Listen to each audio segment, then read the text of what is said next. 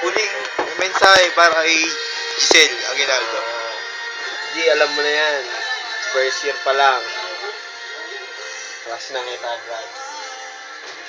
Alam ni Joffrey yan. Alam ng blat ng tropa namin yan. Job, sabihin mo. Prospect ako, boy. Alam mo yan.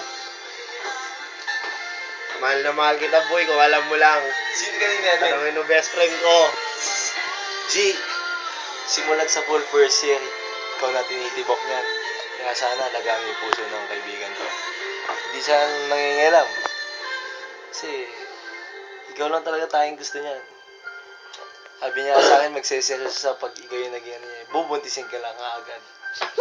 Ganon, tol. Malaki na mo! Nasabi ko na!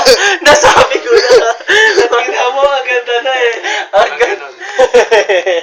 Ito, bilang matagal kang kasama ni Giselle. Ano masasabi mo? Giselle, teka lang, usapang sabog lang.